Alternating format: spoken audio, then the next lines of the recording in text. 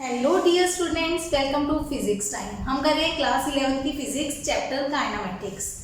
Kinematics में motion in one dimension चल रहा है हमारा, जिसके अंदर हम टर्म्स पढ़ चुके हैं। Displacement, distance displacement, velocity, acceleration, ये चीजें हम पढ़ चुके हैं, है ना। ये तीन ही टर्म्स लिखी हैं क्योंकि आज हम इन तीनों के करने जा रहे हैं ग्राफ। वैसे ग्राफ हम साथ साथ बनाते रहे थे, पर आज इसकी पूरी डिटेल करेंगे कि किस ग्राफ से कौन सी इंफॉर्मेशन निकलती है।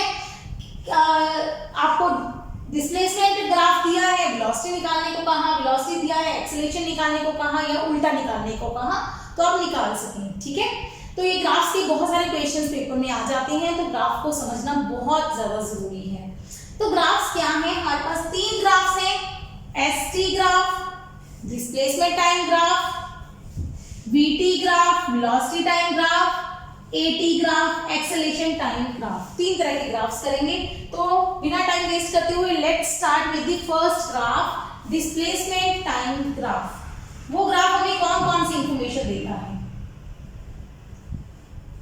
डिस्प्लेसमेंट टाइम ग्राफ हमेशा एक्स एक्सिस में टाइम होता है हमारा, वाई एक्सिस में डिस्प्लेसमेंट होती है। उल्टा नहीं कर सकते इसको, ये बहुत इंपॉर्टेंट चीज होती है। एक्स एक्सिस में आप वो वेरिएबल लेते हो जो आपके हाथ में होता है, नोट कर।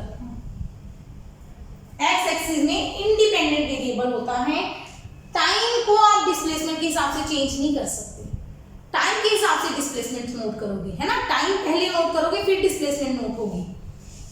टाइम इंडिपेंडेंट वेरिएबल है, डिस्प्लेसमेंट डिपेंडेंट वेरिएबल है। ठीक है, तो एसटी ग्राफ स्टार्ट करते हैं। किसी भी ग्राफ में दो चीजें इंपॉर्टेंट होती हैं एक्स वाई एक्सिस में। कोई भी ग्राफ की कोई भी शेप हो, पहले नॉर्मल डिस्प्लेसमेंट टाइम से पहले हम चीजें समझ लेते हैं। ये मैंने एक ग्राफ बनाया है, इसका मतलब क्या है, y is proportional to x, मतलब y x के साथ साथ बढ़ रही है। एक ग्राफ मैंने ये बनाया है, ये ग्राफ बनाया है y x, ये भी y is proportional to x, but क्या हो रहा है, y x के साथ साथ कम हो रही है, मतलब ये नेगेटिव x जा रही है। y is proportional to negative x है। इसमें भी y और x प्रोपोर्शनल, इसमें भी y और x प्रोपोर्शनल। ठीक है, प्रोपोर्शनल है मतलब y x के साथ इसमें बढ़ रही है, इसमें y x के साथ घट रही है। x बढ़ रहा है, y कम हो रहा है, स्ट्रेट लाइन है जैसे। अच्छा, एक ग्राफ होता है इस तरह का y और x, एक ग्राफ होता है इस तरह का। ये बहुत सारी ग्राफ्स की शेप्स आएंगी, so, ये सब नहीं आएंगी, चाहे डिस्प्लेसमेंट टाइम है, चाहे वेलोसिटी टाइम है, चाहे एक्सेलरेशन टाइम है ना। ओके, ये चीजें समझ आ गई। एक होता है, एक हम लेते हैं slope of graph, slope of line, slope of curve. Slope का मतलब होता है कि लाइन कितनी इंक्लाइंड है, लाइन कितनी टेढ़ी है। अगर लाइन ऐसे समझो, if line is parallel to X axis तो स्लोप होती है 0। अगर लाइन एक्स एक्सिस के पैरेलल हो तो स्लोप होती है 0। If line is parallel to Y axis, अगर line parallel to Y axis हो, मतलब वाई एक्सिस के पैरेलल ऐसे ऊपर की तरफ हो, तो स्लोप होती है इन्फिनिटी। ठीक है, ये दो चीजें, इससे हम कहते हैं स्लोप का फॉर्मूला ले लो tan theta, where theta is angle with positive x axis. बस ये याद रखो। स्लोप क्या है, किससे पता चलती है, tan थीटा से, और थीटा क्या है, पॉजिटिव एक्स एक्सिस के साथ एंगल, मतलब पॉजिटिव एक्स एक्सिस ये है और ये हमारी लाइन है, तो ये एंगल थीटा होगा। इस केस में ये पॉजिटिव एक्स एक्सिस है, ये हमारी लाइन आ रही है, तो ये एंगल थीटा होगा। लाइन का पॉजिटिव एक्स एक्सिस के साथ जो भी एंगल बनेगा वो एंगल हमें क्या बताएगा, slope of the line. Clear है, ये लाइन जा रही है आगे, ये बस लाइन यहीं तक बनानी है रीजन तक, उसका पॉजिटिव एक्स एक्सिस के साथ एंगल, ये वाला एंगल नहीं लेना, ये नहीं लेना, स्लोप के लिए इधर वाला एंगल लेना है। ठीक है, तो ये थीटा कौन है, अक्यूट 90 से कम है, 90 से कम एंगल को क्या बोलते हैं, अक्यूट। अक्यूट 90 से कम हुआ तो इसका मतलब स्लोप क्या होगी, पॉजिटिव। इस तरफ थीटा क्या है, ऑब्ट्यूज 90 से ज्यादा है, 90 से बड़े एंगल को ऑब्ट्यूज एंगल बोलते हैं। तो हमारी स्लोप क्या होगी इस केस में? नेगेटिव। सेकंड क्वाड्रेंट आ गया राजी, 90 से बड़ा एंगल सेकंड क्वाड्रेंट में tan हमारा नेगेटिव होता है, तो स्लोप क्या आएगी? नेगेटिव। तो ये नेगेटिव स्लोप वाली लाइन है, ये पॉजिटिव स्लोप वाली लाइन है। लेकिन दोनों केसेस में थीटा क्या है? कांस्टेंट, मतलब स्लोप क्या है? कांस्टेंट। इस केस में भी स्लोप कांस्टेंट है और इस केस में भी स्लोप कांस्टेंट है। कैसे पता चलेगा थीटा कांस्टेंट है? आप ना एक्स एक्सिस के पैरेलल लाइंस ड्रॉ करते जाओ, हर बार एंगल देखो, क्या एंगल चेंज हो रहा है? नहीं, एंगल सेम है। ऐसे एक्स एक्सिस के पैरेलल लाइंस ड्रॉ करो और हर बार एंगल देखो, क्या एंगल चेंज हो रहा है? नहीं हो रहा, तो स्लोप हमारी क्या है? कांस्टेंट। इस केस में आ जाओ, ये एक्स एक्सिस की लाइन है पहली, ये दूसरी, ये तीसरी, फिर टेंजेंट ड्रॉ कर लो, ऐसे टेंजेंट, ठीक है। अब एंगल देखो, क्या एंगल हर बार सेम है? क्या एंगल हर बार सेम है? इस केस में भी देखो, पहले ये लाइन, फिर पैरेलल, फिर तीसरी पैरेलल। अब एंगल देखो। अब निकालते हैं slope of the line. Slope of the line कैसे निकालते हैं? वाई और एक्स से समझाती हूँ, फिर अपने ग्राफ पे आते हैं। ये हमारी कोई लाइन है ए बी, ए पॉइंट के कोऑर्डिनेट मैं मान रही हूँ x1 y1, बी पॉइंट के कोऑर्डिनेट x2 y2। मतलब क्या है? ए पॉइंट का x एक्सिस पे जो डिस्टेंस है ये वाला, ये कितना है? x1। ए पॉइंट का y एक्सिस पे जो डिस्टेंस है वो कितना है? y1। ऐसे बी पॉइंट का x एक्सिस पे जो डिस्टेंस है ये वाला डिस्टेंस x2। बी पॉइंट का y एक्सिस पे जो डिस्टेंस आएगा ये वाला डिस्टेंस, y एक्सिस का टोटल डिस्टेंस y2 ओरिजिन से, स्टार्टिंग से, ठीक है। मुझे चाहिए स्लोप ऑफ द लाइन, मतलब x एक्सिस ड्रॉ करेंगे थीटा, तो मुझे चाहिए tan थीटा। यहाँ पे नाम दे देते हैं m। तो tan थीटा क्या होगा? Perpendicular by base. परपेंडिकुलर कौन है? bm। बेस कौन है? am। ये तो पता है, 90 के सामने हाइपोटेन्यूज, थीटा के सामने परपेंडिकुलर, तीसरी साइड बेस, ठीक है।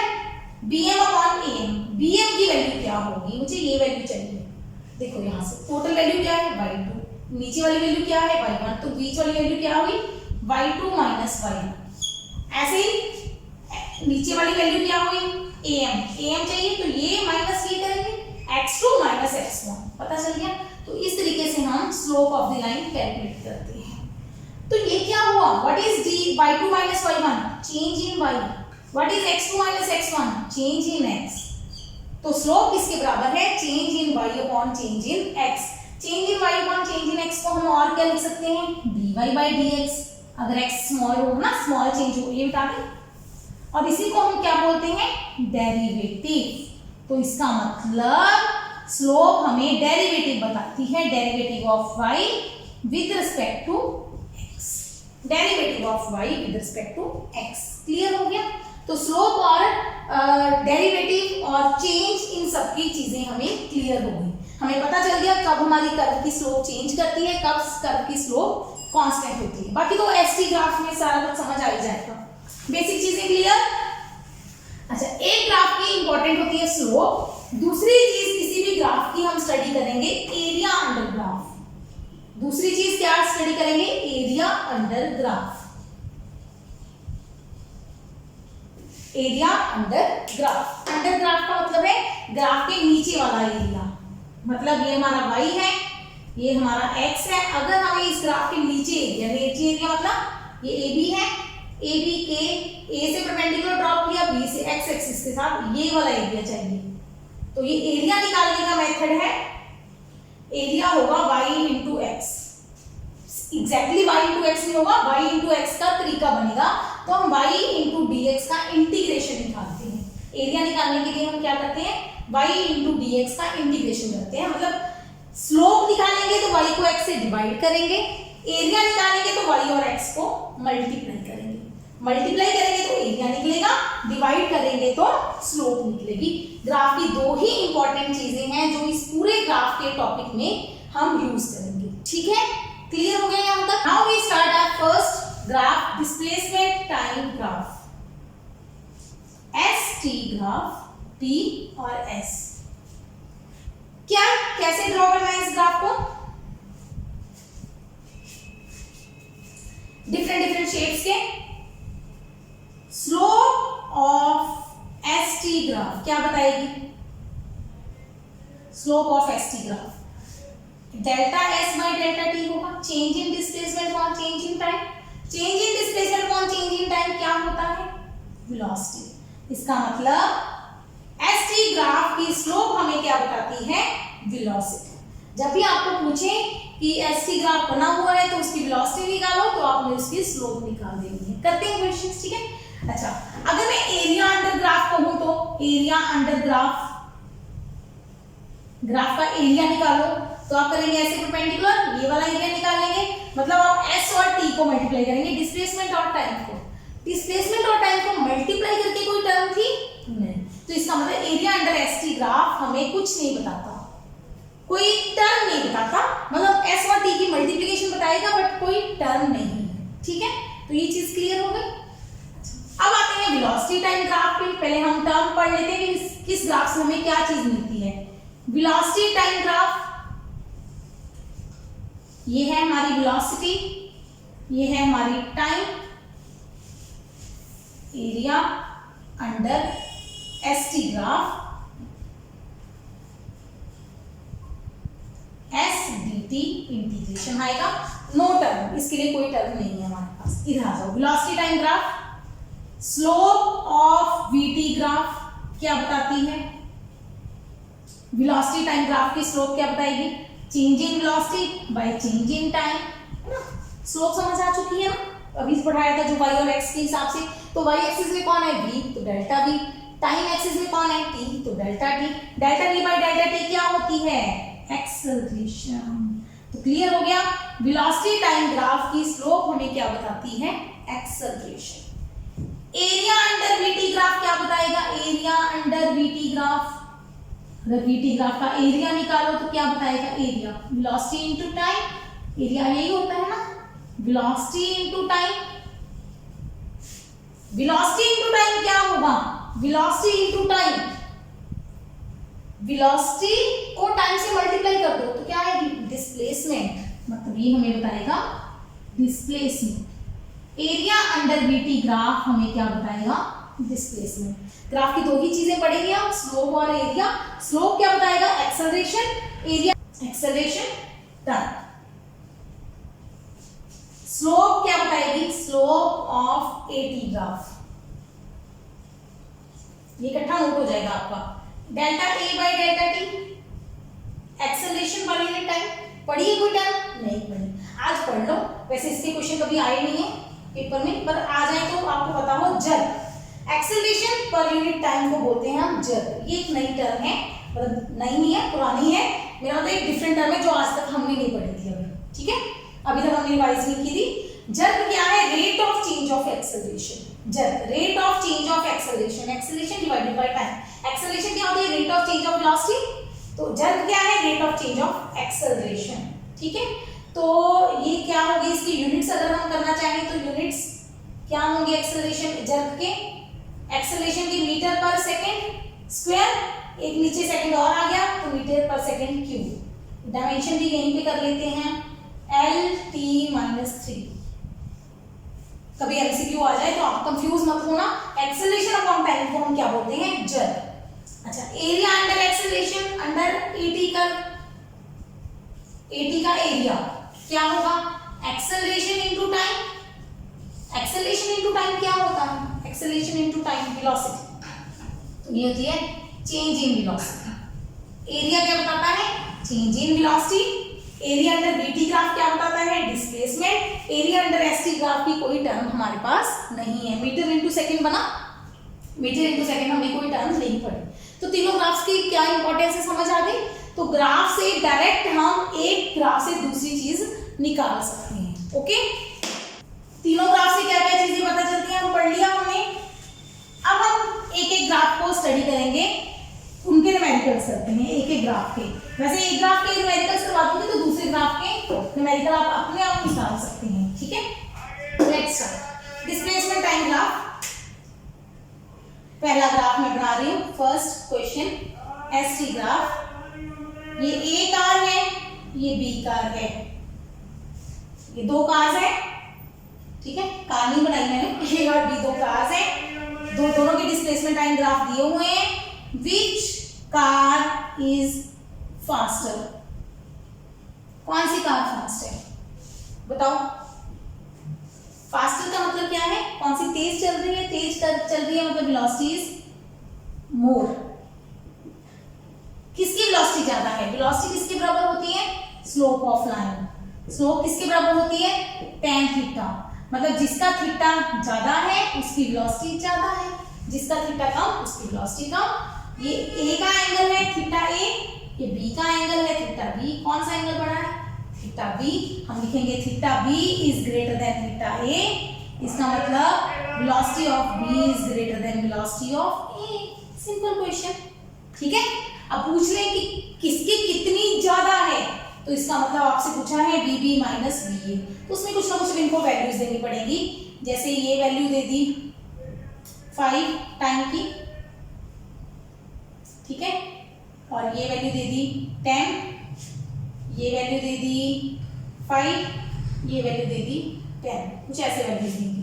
तब मैंने रफ से बनाया है, इसमें ट्रिक बना के देंगे। तो हमें कहा है वीबी निकालो, वीबी पहले वीबी निकालेंगे। वीबी वेलोसिटी ऑफ बी का वेलोसिटी कैसे निकालेंगे, s2 minus s1 by t2 minus t1, slope slope slope slope.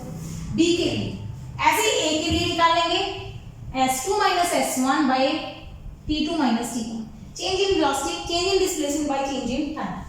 अब पहले बी के लिए निकाल रही हूं, बी के लिए सेकंड वैल्यू कौन है 10, कहां से चली थी 0 से,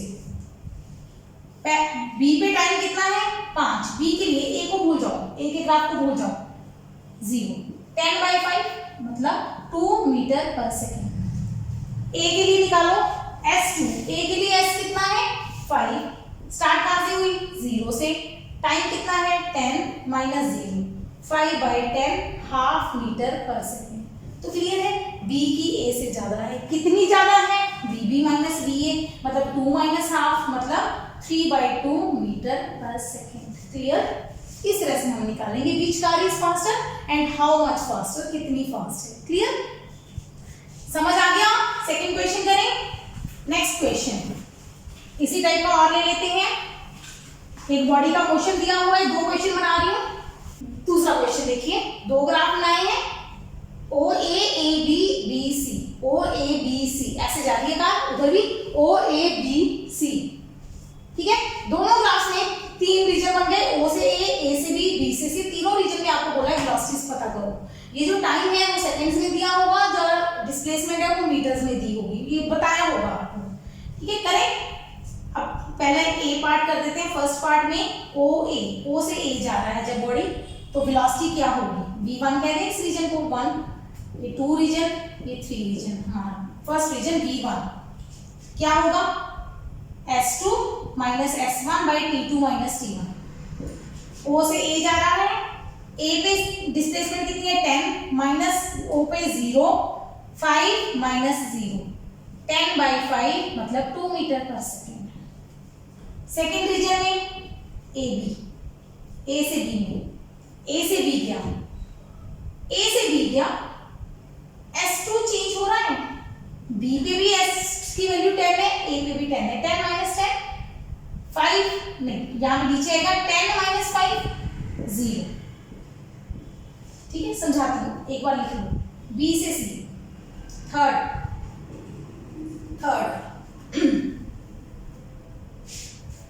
क्या आएगा हमारा b से c पे कितनी है 20 माइनस 10 डिवाइडेड बाई 15 माइनस 10, है ना।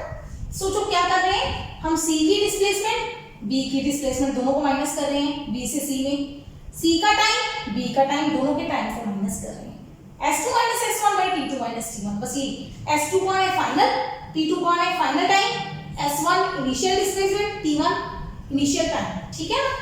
10 बाई 5 मतलब 2 मीटर पर सेकेंड, ये आ गया हमारा फर्स्ट रीजन।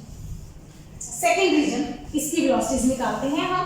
o से a क्या होएगा v1 फर्स्ट रीजन, ये फर्स्ट, ये सेकेंड, ये थर्ड। क्या फर्क है दोनों में, फर्स्ट रीजन में वही 10 माइनस 0 बाई 5 माइनस 0 खुद से निकाल लिया, खुद से निकाल के देख लिया करो वीडियो पॉज करके। ए बी रीजन में बताने की जरूरत है नहीं, सेम लाइन है, 0 ही आएगी। बी सी रीजन में, थर्ड रीजन में, अब यहाँ पे देखने वाली बात है थर्ड में, सी फाइनल है, सी पे डिस्प्लेसमेंट कितनी है 0, सी पे डिस्प्लेसमेंट कितनी है 0, डिस्प्लेसमेंट वाई एक्सिस से देखनी है, एक्स एक्सिस से टाइम देखना है। बी पे डिस्प्लेसमेंट कितनी है 10, नीचे क्या है 15 माइनस बी पे टाइम कितना है 10, बी वाला -10/5 मतलब -2 मीटर पर सेकेंड। ध्यान दो इस केस में वेलोसिटी क्या थी पॉजिटिव, क्योंकि लाइन ऊपर जा रही है, एंगल देखो 90 डिग्री से कम है। इस केस में एंगल देखो 90 डिग्री के बराबर है, सॉरी एंगल कितना है एक्स एक्सिस का 0 डिग्री, 0 डिग्री पे स्लोप 0, स्लोप 0 मतलब वेलोसिटी क्या आई है 0। जब भी आपकी लाइन एक्स एक्सिस के पैरेलल हो, टाइम एक्सिस के पैरेलल हो तो स्लोप 0 होगी। डिस्प्लेसमेंट टाइम ग्राफ की स्लोप क्या बताती है वेलोसिटी, वेलोसिटी मतलब 0। वैसे भी सोचो डिस्प्लेसमेंट चेंज ही नहीं हो रही, 10 पे खड़ा है वहीं पे खड़ा है एक जगह पे, मतलब ये टाइम बढ़ रहा है, बॉडी की पोजीशन नहीं बढ़ रही, ए से बी तक पोजीशन में चेंज नहीं आया, डिस्प्लेसमेंट नहीं हुई, डिस्प्लेसमेंट नहीं हुई तो वेलोसिटी कहां से आएगी, वेलोसिटी क्या है 0। प्रूफ हो रहा है ना चीजें। बी से सी फिर आगे बढ़ रही है, डिस्प्लेसमेंट बढ़ रही है तो वेलोसिटी पॉजिटिव आएगी, डिस्प्लेसमेंट बढ़ेगी तो वेलोसिटी पॉजिटिव आएगी। यहां पे देखो क्या हो रहा है डिस्प्लेसमेंट कम हो रही है, डिस्प्लेसमेंट कम का मतलब क्या है, यहां से हम स्टार्ट हुए, यहां से चलना शुरू हुए, ये मेरा ओरिजिनल पोजीशन है, ये कॉर्नर ठीक है, मैं यहां से चली, ये मेरी डिस्प्लेसमेंट क्या हो रही है बढ़ रही है, टाइम तो बढ़ेगा। जब मेरी डिस्प्लेसमेंट कम होगी तो मतलब मैं वापस आ रही हूं, मतलब वेलोसिटी नेगेटिव होगी, वेलोसिटी नेगेटिव होगी ठीक है। और ग्राफ के हिसाब से, एंगल के हिसाब से समझें, मतलब आपको ग्राफ दिया होगा तो आप कोई भी क्वेश्चन निकाल सकते हैं। एंगल के हिसाब से देखें तो ये एंगल क्या है थीटा 90 डिग्री से बड़ा है, सेकंड क्वाड्रेंट में tan नेगेटिव होता है तो वेलोसिटी नेगेटिव, मतलब थ्योरेटिकली भी प्रूफ हो रहा है और मैथमेटिकली भी प्रूफ हो रहा है ठीक है। ये क्लियर हो गया। अब इसी क्वेश्चन का आपको बोलते हैं draw graph, draw velocity time graph. Displacement time graph दिया है, आपको बोला है वेलोसिटी टाइम ग्राफ ड्रॉ करो, तो करें ड्रॉ, कहां पे ड्रॉ करें, यहीं पे करना पड़ेगा, ये मिटा दें, ये मिटा रही हूं, देखना मैं क्या क्या मिटा रही हूं, मैं ये वैल्यूज छोड़ रही हूं। वेलोसिटी टाइम ग्राफ ड्रॉ करेंगे, ये वेलोसिटी टाइम क्या होगा, कैसा होगा, क्या शेप होगी।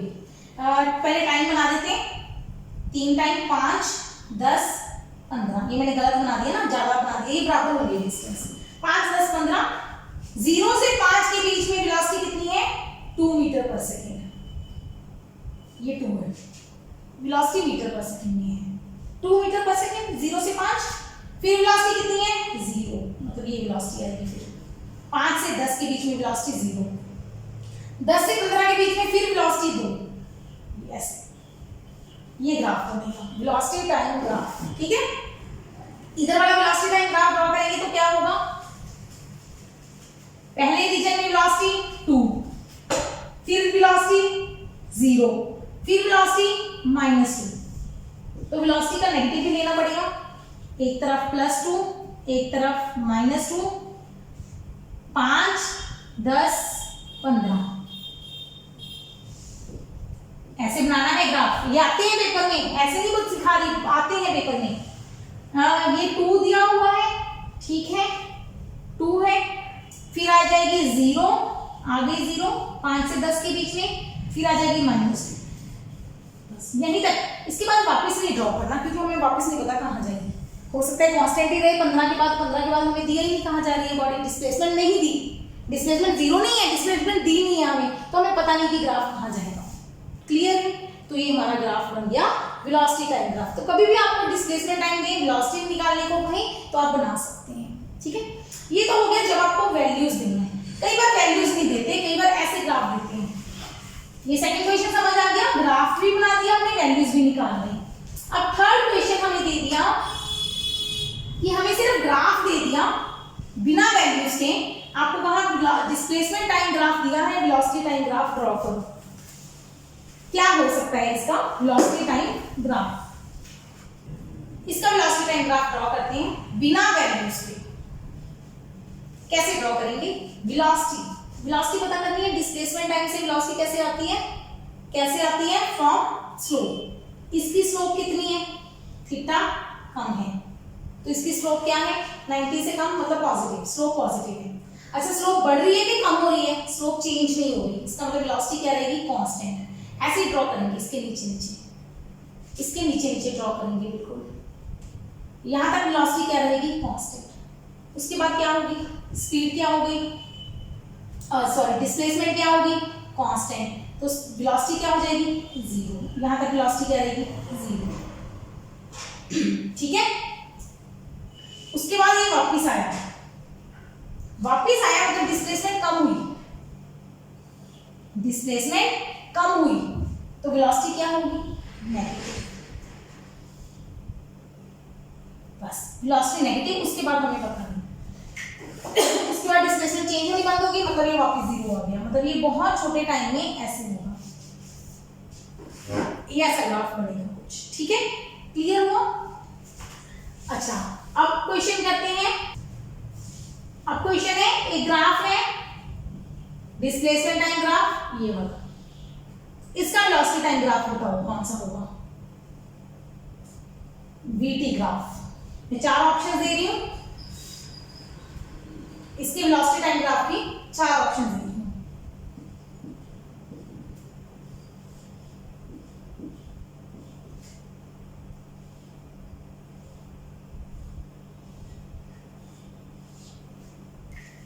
बताओ चारों में से कौन सा सही है? ए, बी, सी।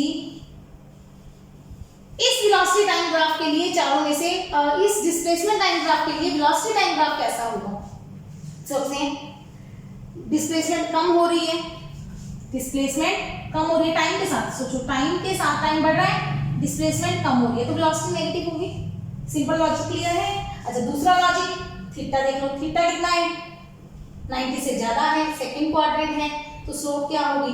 नेगेटिव, मतलब वेलोसिटी क्या होगी? नेगेटिव। पहला, इस ऑप्शन में वेलोसिटी पॉजिटिव ली है, इसमें वेलोसिटी पॉजिटिव ली है, दोनों तो गलत हो गए। तीसरा वेलोसिटी नेगेटिव है, चौथे में भी ये रीजन है, ये वेलोसिटी नेगेटिव है। ठीक है, अब दोनों में से कौन सा सही है? इस केस में वेलोसिटी चेंज कर रही है, पहले जीरो थी फिर नेगेटिव जा रही है, इस केस में वेलोसिटी पहले से नेगेटिव है। कौन से दोनों में से सही है? कैसे चेक करेंगे? नेगेटिव स्लोप, क्या स्लोप चेंज कर रही है टाइम के साथ? हर बार एंगल सेम आ रहा है, एंगल सेम है तो वेलोसिटी क्या है? कांस्टेंट। वेलोसिटी क्या है? कांस्टेंट। कांस्टेंट वेलोसिटी मतलब नेगेटिव वेलोसिटी कांस्टेंट। ये वाला ग्राफ, ये सही है, ये गलत है। क्लियर हो? ठीक है, नेक्स्ट ग्राफ। बड़ा मजा आएगा ग्राफ्स करने, अगर ग्राफ समझ आने लगे तो मजा आएगा करके। अब ग्राफ बनते हैं, ये 4 क्वेश्चन हमारे हो चुके। अब आते हैं 5th प्रॉब्लम पे। 5th प्रॉब्लम में मैंने 4 ग्राफ बनाए हैं, चारों के लिए कुछ वैल्यूज लिख दी हैं और, पर मैं आपको समझाती हूँ यहाँ पे हो क्या रहा है। फर्स्ट पार्ट में क्या हो रहा है? ग्राफ ऐसे जा रहा है, आप देखो टाइम के साथ साथ थीटा बढ़ रहा है, जैसे जैसे आगे जा रहे हैं थीटा बढ़ रहा है, थीटा पॉजिटिव टाइम एक्सिस के साथ लेना है, थीटा बढ़ता जा रहा है। थीटा 90 से छोटा है, theta is less than 90 degree, बिल्कुल ठीक है ना? ये कुछ गड़बड़ लिख दिया। Theta is less than 90 degree, less than 90 मतलब वेलोसिटी पॉजिटिव होगी, पहला क्वाड्रेंट स्लोप पॉजिटिव। अच्छा, थीटा बढ़ने के साथ वेलोसिटी बढ़ रही है, वेलोसिटी बढ़ती कब है? जब एक्सेलरेशन पॉजिटिव हो। एक्सेलरेशन पॉजिटिव आ गई, यहां तक क्लियर है? अच्छा, जब दोनों सेम हो ना, पॉजिटिव और पॉजिटिव, इसका मतलब है जिस तरफ वेलोसिटी है उसी तरफ एक्सेलरेशन है, जिस तरफ आपकी बॉडी की वेलोसिटी है उसी तरफ एक्सेलरेशन है। एक्सेलरेशन कर रहे हैं मतलब वेलोसिटी बढ़ रही है, सेम डायरेक्शन है तो स्पीड हमारी इंक्रीज करेगी बॉडी की। इस ग्राफ में स्पीड क्या कर रही है? Increase. Acceleration positive, velocity positive, सारा कुछ इकट्ठा याद हो जाएगा। इस ग्राफ में आ जाओ, इस ग्राफ में थीटा क्या हो रहा है? ध्यान से देखो, इंक्रीज हो रहा है, थीटा का मैग्नीट्यूड बढ़ रहा है। थीटा देखो, ये पहले 120 है मान लो, ये 150 हो गया, 180 के अराउंड आ गया ना, बढ़ रहा है थीटा। थीटा बढ़ रहा है पर थीटा 90 से बड़ा है, थीटा 90 से बड़ा मतलब वेलोसिटी नेगेटिव है, सेकंड क्वाड्रेंट आ गया। अच्छा, थीटा बढ़ने से वेलोसिटी बढ़ेगी, वेलोसिटी बढ़ेगी मतलब एक्सेलरेशन पॉजिटिव होगी। अब इस चीज में देखो, वेलोसिटी नेगेटिव मतलब वेलोसिटी वहां से स्टार्ट हुई, वेलोसिटी नेगेटिव मतलब बॉडी वापस जा रही है, एक्सेलरेशन पॉजिटिव मतलब एक्सेलरेशन इस तरफ है। एक्सेलरेशन और वेलोसिटी ऑपोजिट है, वेलोसिटी इस तरफ जाना चाह रही है, एक्सेलरेशन इस तरफ है। ऑपोजिट मतलब होता है स्पीड को कम करना, ऑपोजिट डायरेक्शन हो जब भी वेलोसिटी और एक्सेलरेशन की, तो हमारी बॉडी की स्पीड क्या होती है, डिक्रीज होती है। इस केस में आ जाओ, तीसरा केस, ये ग्राफ है। अब इसमें थीटा देखो क्या हो रहा है, थीटा पहले ये है, फिर ये थीटा डिक्रीज हो रहा है। थीटा 90 से कम है, 90 से कम का मतलब वेलोसिटी पॉजिटिव, ठीक है।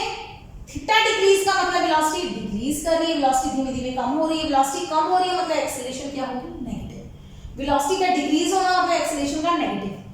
अच्छा, वेलोसिटी पॉजिटिव मतलब वेलोसिटी इस तरफ है, एक्सेलरेशन नेगेटिव मतलब रिटार्डेशन है ना, ऑपोजिट है, तो वेलोसिटी कम होगी, स्पीड कम होगी, स्पीड डिक्रीज हो जाएगी, वेलोसिटी बढ़ेगी, वेलोसिटी भी कम हो रही है, स्पीड भी कम हो रही है। इस केस में आ जाओ, थीटा इज डिक्रीजिंग, थीटा कम हो रहा है 180, फिर कम कम कम होता जा रहा है, थीटा 90 से बड़ा है, वेलोसिटी नेगेटिव, थीटा का कम होना मतलब वेलोसिटी कम होना, एक्सेलरेशन नेगेटिव मतलब स्पीड क्या होगी। अब वेलोसिटी और एक्सेलरेशन दोनों ही सेम साइड में, दोनों ही नेगेटिव हैं, तो स्पीड बढ़ेगी, बस ठीक है। ये चारों चीजों को कंक्लूड करते हैं शॉर्टकट में, ये चार चीजें समझ आ गई, इनको शॉर्टकट में कंक्लूड करती हूँ, बिल्कुल शॉर्टकट में एक ही चीज याद करवाऊंगी।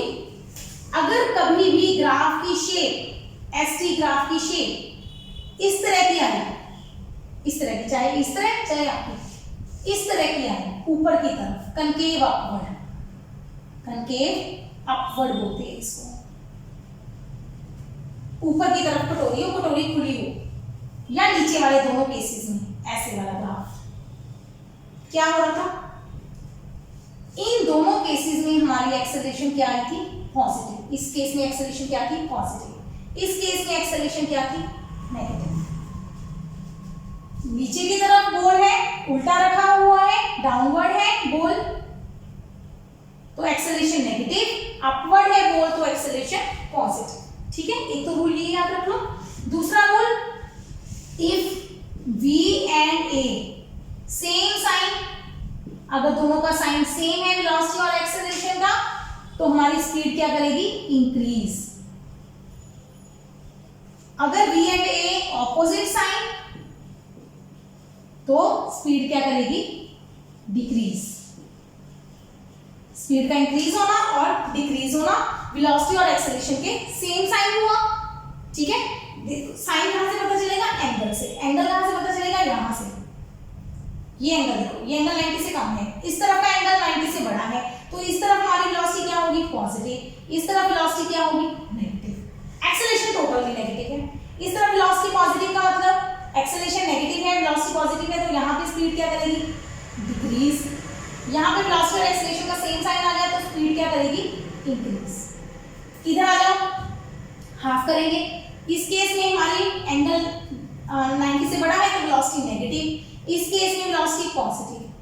वेलोसिटी पॉजिटिव, एक्सेलरेशन पॉजिटिव मतलब स्पीड क्या करेगी, इंक्रीज। यहाँ पे स्पीड बढ़ेगी, यहाँ पे स्पीड क्या होगी, डिक्रीज। चार चीजें याद रह जाएंगी। एक्सेलरेशन, दो ही चीजें हैं, एक्सेलरेशन और वेलोसिटी का same sign opposite sign, speed बढ़ेगी, सेम साइन हुआ तो बढ़ेगी, ऑपोजिट साइन हुआ तो कम होगी।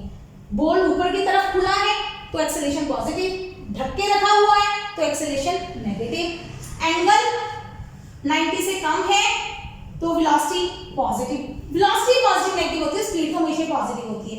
एंगल 90 से ज्यादा है तो वेलोसिटी नेगेटिव। बस ये इतना सा रूल याद कर लो, आपके इसके रिलेटेड मैक्सिमम क्वेश्चन सॉल्व हो जाएंगे, ठीक है। डिस्प्लेसमेंट टाइम ग्राफ से रिलेटेड चीजें समझ आ गई। इसके रिलेटेड बचे हुए क्वेश्चंस, मैं लेक्चर को ज्यादा लंबा नहीं खींच रही हूँ, इसके रिलेटेड बचे हुए क्वेश्चंस और velocity time graph, acceleration time graph हम नेक्स्ट लेक्चर में कंप्लीट करेंगे, ठीक है। इसका पार्ट 2 बनाएंगे, उसमें ये सारे ग्राफ बाकी कंप्लीट करेंगे। तो जो भी डाउट हुआ, अगर कोई टॉपिक नहीं समझ में आया, ये मेल आईडी है drphysicsspecial@gmail.com, उस पर मेल कीजिए, कमेंट कीजिए, आपके डाउट हम नेक्स्ट वीडियो में जरूर क्लियर करेंगे। Keep watching, keep learning, take care.